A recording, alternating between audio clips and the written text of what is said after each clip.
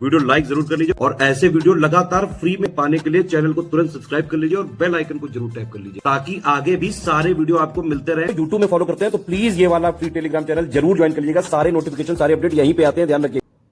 Hello दोस्तों, exam preparation में मैं प्रियंका एक बार फिर से आप सभी का स्वागत करती हूं और आज की क्लास में हम लोग पढ़ने वाले हैं इंडियन ज्योग्राफी का नया टॉपिक है भारत में परिवहन, और ये आपका लास्ट टॉपिक भी है ज्योग्राफी का। इसके बाद हम लोग न्यू सब्जेक्ट स्टार्ट करेंगे।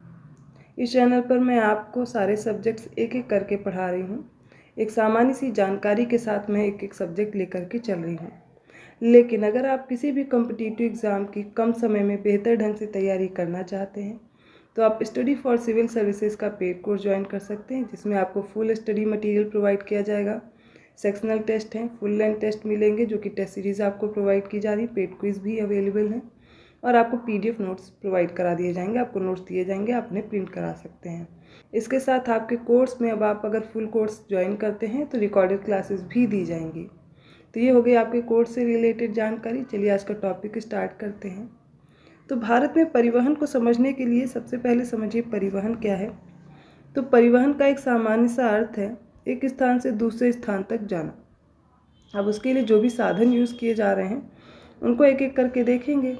अब इस साधन में देखिए, सबसे पहला स्थल रूप में यूज़ होता है, दूसरा जल के माध्यम से और तीसरा वायु एक माध्यम हो सकता है जिनका प्रयोग करते हैं परिवहन अर्थात ट्रांसपोर्टेशन के लिए। अब स्थल द्वारा देखिए, सड़क और पाइपलाइन हो सकती है और रेलवे, ठीक है, ये स्थल परिवहन में आ जाएंगे। जल के द्वारा अंतःस्थलीय हो सकता है, सागरीय या फिर महासागरीय मार्ग हो सकता है। वायु द्वारा राष्ट्रीय और अंतर्राष्ट्रीय मार्ग तय किए जाते हैं। अब इन्हीं को एक एक करके हमें समझना है, एक एक करके परिवहन को हम लोग डिस्कस करेंगे। सबसे पहले बात करते हैं सड़क परिवहन की। तो शेरशाह सूरी ने अपने साम्राज्य को सिंधु घाटी, जो कि पाकिस्तान में है अब, इसे लेकर के बंगाल की जो सोनार घाटी है यहाँ तक सुदृढ़ एक संगठित रखने के लिए एक शाही राजमार्ग का निर्माण कराया था। ये कोलकाता से पेशावर तक जोड़ने वाला मार्ग था और इसी मार्ग को ब्रिटिश शासन के दौरान ग्रैंड ट्रंक अर्थात GT रोड के नाम से पुनः नामित किया गया था। अब वर्तमान में इसके बारे में जानिए। अमृतसर से कोलकाता के बीच ये विस्तृत है और 2 खंडों में से विभाजित किया गया है। पहला खंड है NH1, जिसे राष्ट्रीय महामार्ग पहला बोलते हैं, जो दिल्ली से अमृतसर तक है, और दूसरा राष्ट्रीय महामार्ग NH2 है जो दिल्ली से कोलकाता तक है। तो भारत का सड़क जाल विश्व का दूसरा सबसे बड़ा सड़क जाल भी है, ये भी आपको याद रखना है। स्टेटमेंट में आपको दिया जा सकता है कि भारत का सड़क जाल विश्व का पहला सबसे बड़ा सड़क जाल है, तो आपको ये याद रखना है कि ये पहला नहीं दूसरा है। दूसरा स्टेटमेंट आप इसमें पढ़िए कि नागपुर योजना, जो कि 1943 में ये योजना शुरू हुई, इसने भारत की सड़कों को 4 वर्गों में विभाजित किया। किस प्रकार? पहला तो हो गया राष्ट्रीय राजमार्ग, नेशनल हाईवेज। दूसरे हो गए प्रांतीय राजमार्ग, जिन्हें स्टेट हाईवेज बोलते हैं। तीसरी जिला सड़कें हो गई, जिन्हें डिस्ट्रिक्ट रोड्स बोलते हैं, और फिर ग्रामीण सड़कें जो कि विलेज रोड्स हो गई।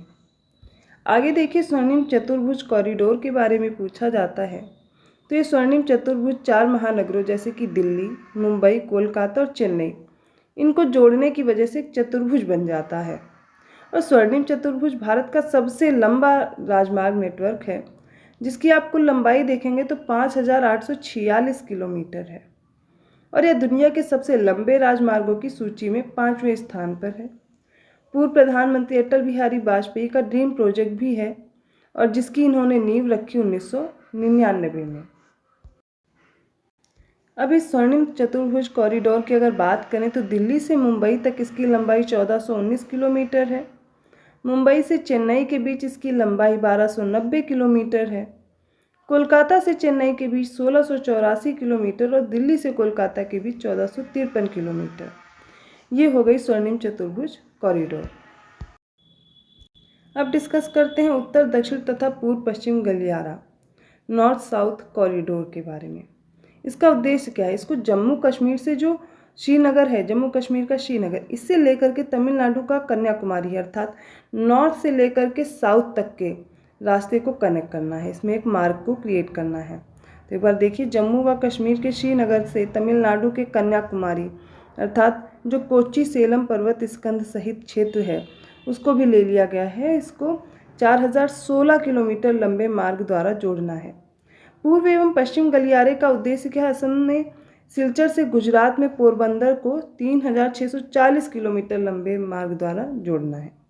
तो उत्तर दक्षिण और पूर्व पश्चिम इन दोनों मार्गों को जोड़ने के लिए नॉर्थ साउथ कॉरिडोर के बारे में आपको बताया जा रहा है कि ये बनाना है। फिर राष्ट्रीय राजमार्ग देश की सबसे महत्वपूर्ण सड़क प्रणाली है जिसका निर्माण तथा रख रखाव सार्वजनिक निर्माण विभाग और राष्ट्रीय राजमार्ग प्राधिकरण द्वारा किया जाता है। बजट सत्र 2003-04 में पेश की गई थी प्रधानमंत्री भारत जोड़ो योजना PMBJP। ठीक है, तो आपको ये याद रखना है, भारत सरकार की एक महत्वाकांक्षी परियोजना है ये कि जो कि राजमार्ग के विकास से संबंधित है। और इस परियोजना के तहत गलियारों के माध्यम से पर्यटन स्थलों, आर्थिक दृष्टि से महत्वपूर्ण स्थलों को BOT अर्थात बिल्ट ऑपरेट ट्रांसफ़र के आधार पर 4 लेन सड़क से जोड़ा जाना है। फिर प्रांतीय राजमार्ग अभी आपने देखा था, अभी प्रांतीय राजमार्ग क्या है? इनका निर्माण और रख रखाव संबंधित राज्य के सार्वजनिक निर्माण विभाग अर्थात PWD जिसे आप बोलते हैं, इसके द्वारा किया जाता है। ये प्रांतों में होता है। ये सड़कें राज्य के सभी बड़े कस्बों और नगरों को जोड़ने का कार्य करती हैं। देखिए यहाँ पर आपको SCS के पेड कोर्स के बारे में जानकारी दी गई है। नंबर्स आपको दिए गए हैं, आप इन पे कॉल या मैसेज करके जानकारी ले सकते हैं। यहाँ पर जो मैं पढ़ा रही हूँ वो आपके सब्जेक्ट्स की एक सामान्य जानकारी है, लेकिन डिटेल एनालिसिस के साथ, रिकॉर्डेड क्लासेस के साथ, फुल स्टडी मटेरियल के साथ और इन कोर्सेज़ की PDF के साथ अगर आप कोर्स ज्वाइन करना चाहते हैं तो ये कोर्स आप व्हाट्सएप मैसेज या कॉल करके जानकारी ले सकते हैं। नेक्स्ट आ जाता है मुंबई पुणे द्रुतगामी महामार्ग, मुंबई पुणे एक्सप्रेसवे। ये भारत का पहला 6 पथगामी एक्सप्रेस मार्ग है। यह मुंबई के कलाम बोली से प्रारंभ होकर पुणे के निकट देहो आरंदी तक 93 किलोमीटर लंबा सफ़र तय करता है। प्रधानमंत्री ग्राम सड़क योजना की शुरुआत 25 दिसंबर 2000 को की गई थी और इस योजना के तहत 1000 से अधिक आबादी वाले गांव को प्रत्येक मौसम में उपयुक्त सड़क मार्ग से जोड़ना है।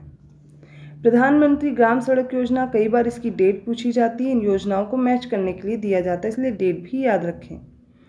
फिर पढ़िए जवाहर सुरंग के बारे में। जम्मू कश्मीर राज्य की जो पीर पंजाल श्रेणी है इसमें बनिहाल दर्रा है और इससे होकर गुजरती है। फिर आ जाता है अंतर्राष्ट्रीय राजमार्ग अर्थात इंटरनेशनल हाईवे।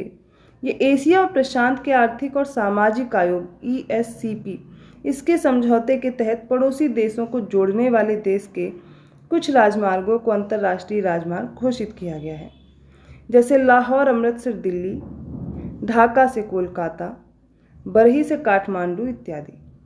फिर एक्सप्रेस राजमार्ग क्या है? ये भी देखिए बहुपथी सुनिर्मित राजमार्ग हैं जिन पर द्रुत गति से यातायात प्रवाह होता है।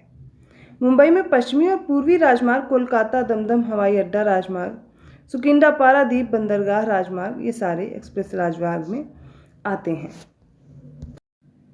स्थल के द्वारा ही दूसरा जो परिवहन है वो रेल परिवहन है। अब भारतीय रेल जाल विश्व के सर्वाधिक लंबे रेल जालों में से एक है।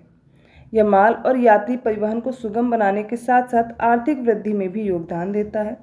और महात्मा गांधी ने कहा था, भारतीय रेलवे ने विविध संस्कृति के लोगों को एक साथ लाकर भारत के स्वतंत्रता संग्राम में योगदान दिया है, क्योंकि इसका इतिहास बहुत पहले से ही रहा है। 1853 में शुरू की गई थी पहली ट्रेन, जो कि आपको याद है मुंबई से ठाणे चलाई गई थी। तो तब से लेकर के काफ़ी मदद मिला हमारे भारत की स्वतंत्रता में। वैसे तो अंग्रेज़ों ने अपने फ़ायदे के लिए ही बनाया था, हम लोग इतिहास में पढ़ेंगे, यहाँ पर उसकी बात आई तो मैंने डिस्कस किया। भारत में लॉर्ड डलहौजी के काल में सर्वप्रथम रेलमार्ग 1853 में बनकर तैयार हुआ और जिस पर 16 अप्रैल 1853 को डेट भी याद कर लीजिए, क्योंकि अब ज़्यादातर जो प्रश्न पूछे जाते हैं वो एग्जैक्ट डेट भी दी जाती है या नहीं, या तो आपको याद ही होगा। तो इसमें देखिए 1853 को तत्कालीन बॉम्बे से ठाणे के बीच पहली ट्रेन चलाई गई थी और ये ट्रेन मुंबई के बोरी बंदर स्टेशन से 14 सवारी डिब्बों में 400 मेहमान यात्रियों को लेकर 34 किलोमीटर की दूरी तय करके ठाणे स्टेशन पहुंची थी। उसके बाद 1854 ईस्वी में कोलकाता से रानीगंज 180 किलोमीटर और 1856 में चलती चेन्नई अर्थात मद्रास से अरकोनम 70 किलोमीटर के बीच रेल यातायात शुरू हुआ। तो आपको सिर्फ पहले ही नहीं याद रखना कि पहली ट्रेन कब चली थी, क्योंकि अब देखने प्रश्नों की प्रकृति कैसी आ रही स्टेटमेंट वाइज। आपको 3 स्टेटमेंट के माध्यम से भी पूछा जा सकता है, तो आपको थोड़ी जानकारी होना सही नहीं, डिटेल एनालिसिस भी बहुत ज़रूरी है। तो यहाँ पर पहली ट्रेन आपको पता चली, दूसरी भी पता चली और उसके बाद तीसरी भी पता चल गई, तो आपको तीनों को प्रिपेयर रखना है। अब ये जो रेलवे पटरी हैं, इनकी चौड़ाई के आधार पर भारतीय रेल के 3 वर्ग बनाए गए हैं, जैसे कि बड़ी लाइन, मीटर लाइन, छोटी लाइन। बड़ी लाइन में समझिए ब्रॉड गॉज इसे बोलते हैं। ये ब्रॉड गॉज में रेल पटरियों के बीच की जो दूरी होती है 1.616 मीटर होती है। और ब्रॉड गेज लाइन की कुल लंबाई सन 2016 की अगर बात की जाए तो इसमें देखेंगे 60,510 किलोमीटर थी। अब जो मीटर लाइन होती है, मीटर गॉज जिसे बोलते हैं, इसमें 2 रेल पटरियों के बीच की दूरी 1 मीटर होती है और इसकी कुल लंबाई 2016 का ही डेटा दिया गया है 3880 किलोमीटर थी। जो नैरो गॉज है या फिर छोटी लाइन है, इसमें 2 रेल पटरियों के बीच की जो दूरी है वो 0.762 मीटर या फिर 0.610 मीटर की होती है और इसकी कुल लंबाई अगर 2016 में बात करूं तो 2297 किलोमीटर थी।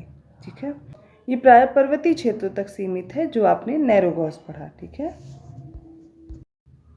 अब भारत की आप कुछ रेल सुरंग भी देखते चलिए, जैसे कि पीर पंजाल रेल सुरंग है। ये जम्मू कश्मीर राज्य में है और इसकी लंबाई है 11.2 किलोमीटर। या ऊधमपुर श्रीनगर बारामूला रेल लिंक परियोजना के तहत बनी है T49 की सुरंग के बाद एशिया की सबसे लंबी रेल सुरंग है। नेक्स्ट है कारबुद रेल सुरंग। ये महाराष्ट्र के रत्नागिरी जिले में अवस्थित है और इसकी कुल लंबाई 6.5 किलोमीटर है। इसके बाद आ जाती नाथुबाड़ी रेल सुरंग। ये महाराष्ट्र में ये भी है और इसकी कुल लंबाई है 4.3 किलोमीटर।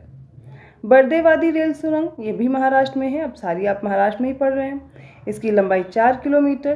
टीक रेल सुरंग महाराष्ट्र में 4 किलोमीटर ये भी है।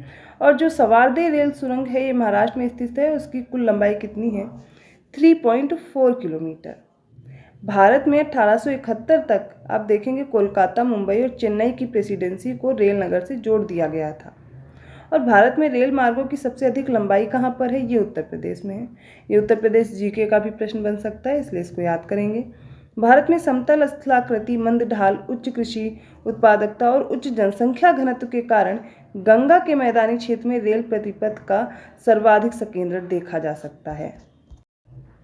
भारत में रेल कोच फैक्ट्री का निर्माण कपूरथला जो कि पंजाब में है, यहाँ पे किया गया था। व्हील एंड एक्सल संयंत्र की स्थापना बेंगलुरु में किया गया है। फिर भारत में विद्युत इंजन का जो निर्माण है वो चित्तरंजन लोकोमोटिव वर्क्स में किया गया जाता है और इस संयंत्र की जो स्थापना है वो चित्तरंजन पश्चिम बंगाल और झारखंड सीमा पर है। 1947 में ही प्रारंभ किया गया। भारत में डीजल इंजन बनाने का जो कारखाना है वो 1961 में शुरू हुआ। Diesel locomotive works Manduadih Varanasi में स्थापित किया गया, जो कि जमशेदपुर में टाटा इंजीनियरिंग और कंपनी लिमिटेड द्वारा भाप इंजन का निर्माण भी किया जा रहा है। तो अलग अलग क्षेत्र हैं, जैसे कि डीजल बनाने के लिए डीजल लोकोमोटिव वर्क्स है मडुवाडीह का वाराणसी में और जमशेदपुर कंपनी लिमिटेड है जो भाप इंजन का निर्माण करती है। भारत में इंटीग्रल कोच फैक्ट्री की स्थापना 1952 में हुई थी पेरम्बूर चेन्नई में। रेलवे स्टाफ कॉलेज बड़ौदा में अवस्थित है और फेरी क्वीन विश्व के सबसे पुराने इंजन का प्रयोग करने वाली गाड़ी है और इस इंजन का निर्माण 1855 ईस्वी में हुआ था और यह 1908 तक चालू रहा। इसे पुनः वर्ष 1970 में भारतीय रेलवे ने चलाया भी। भारत में तीसरी rail coach factory Raebareli Uttar Pradesh में स्थापित की जा रही है। साल या फिर साखों की जो लकड़ी है बहुत कठोर होती है, आप सभी को पता होगा। भारी, मजबूत और भूरे रंग की होती है और इसकी प्रमुख विशिष्टता वजनी होने के कारण इसका प्रयोग किस में किया जाता है, अधिकांशतः रेलवे स्लीपर के निर्माण में। मलाया में इस लकड़ी का जहाज भी बनाया जाता है। भारत के प्रथम सीएनजी ट्रेन की जो शुरुआत है वो रेवाड़ी रोहतक खंड पर जनवरी 2015 में की गई। सीएनजी ट्रेनों का परिचालन भारत में हरित गैस उत्सर्जन को कम करने और डीजल खपत में कटौती करने में सहायक होगा।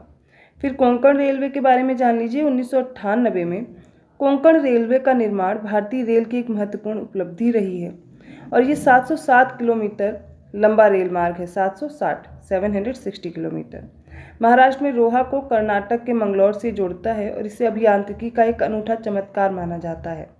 ये रेल मार्ग 146 नदियों व धाराओं द्वारा 2000 पुलों और 91 सुरंगों को पार करता है, इसलिए ये कोंकण रेलवे इम्पॉर्टेंट हो जाता है। रेलवे के बारे में या फिर स्थलीय परिवहन के बारे में सामान्य सी जानकारी है, अभी कंप्लीट नहीं हुआ है। आगे हम क्लास को कंटिन्यू करेंगे और इस टॉपिक के बाद फिर अगली क्लास आपकी स्टार्ट होगी दूसरे सब्जेक्ट्स की। आई होप आपको वीडियो पसंद आया होगा। अगर वीडियो अच्छा लगा प्लीज़ लाइक कीजिए, चैनल को सब्सक्राइब कीजिए और लोगों को शेयर करते रहिए। और मैंने आपको जानकारी दी कि आप अपना अगर पेड कोर्स ज्वाइन करना चाहते हैं तो आपको नंबर्स दिए गए हैं, इन पे व्हाट्सएप पे कॉल करके जानकारी ले सकते हैं। तो ऐसे ही टॉपिक के साथ अब आती हूँ अगली क्लास में, तब तक के लिए धन्यवाद।